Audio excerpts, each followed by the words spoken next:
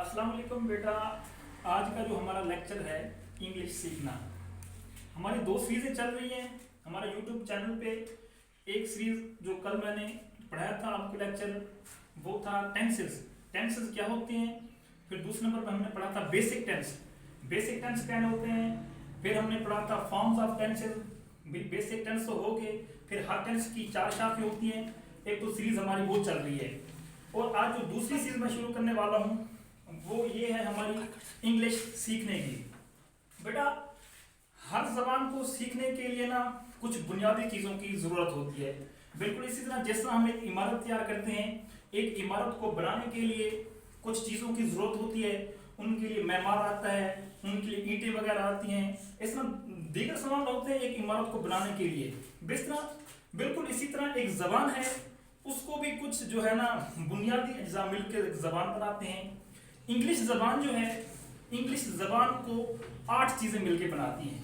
ठीक है, इंग्लिश जबान को 8 चीजें मिलकर बनाती हैं। मैं वो लिखने वाला हूं वो कौन कौन सी चीजें हैं।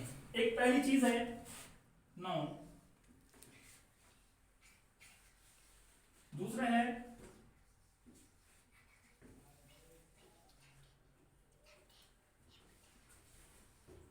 तीसरा है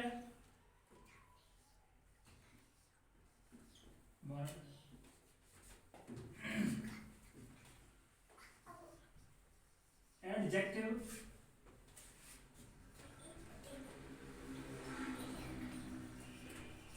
एडवर्ब, आर्टिकल हो गया,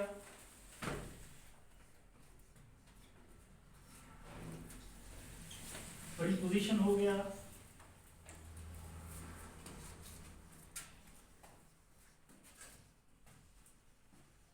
लिंकिंग वर्ड।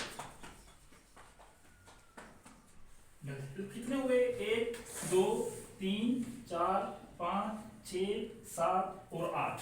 बिल्कुल 8 हुए। जैसा मैंने बताया था, एक इंग्लिश जबान को बनाने के लिए ये 8 चीजें चाहिए होती हैं। पहले नाउन हो गया, दूसरा प्रोनाउन, फिर वर्ब, एडजेक्टिव, एडवर्ब और आर्टिकल होते हैं, फिर प्रीपोजिशन होते हैं, फिर लिंकिंग वर्ड्स होते हैं जो लफ्जों को जोड़ते हैं। ये 8 चीजें होती हैं इंग्लिश को बनाने के लिए, इंग्लिश जबान को। और इन 8 चीजों में से आज हम सिर्फ 2 की प्रैक्टिस करेंगे, क्योंकि ये लेक्चर बहुत लंबा है। इसी वजह से आज ना सिर्फ हम 2 चीजों की प्रैक्टिस करेंगे।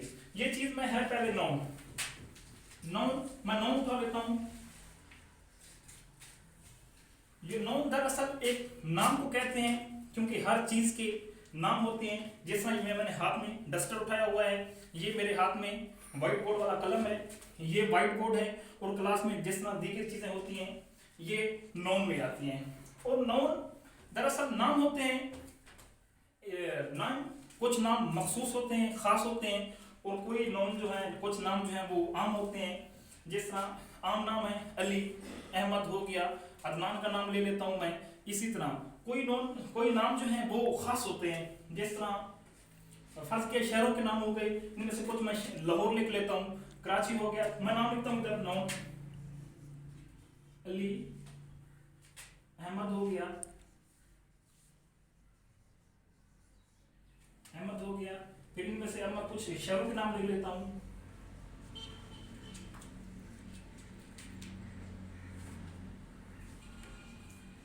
लाहौर हो गया, कराची हो गया। अब मैं कुछ जानवरों के नाम लिख लेता हूं। लायन हो गया, ये टाइगर हो गया। इसी तरह हर चीज के नाम होते हैं। फर्ज किया मैं अब ये नाउन हो गए, ये नाउन की आपको समझ आई होगी। अब जो 8 चीजों में से जो दूसरी चीज है वो है प्रोनाउन। प्रोनाउन आप सुनते हैं, फर्ज किया मैं अदनान के घर गया। अदनान क्या है? ही। अदनान ही हो गया।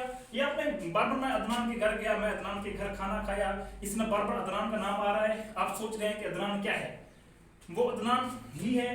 दरअसल इंग्लिश में प्रोनाउन होते हैं 7। ये मैं आपको लिखवा देता हूं प्रोनाउन। ही, शी, इट और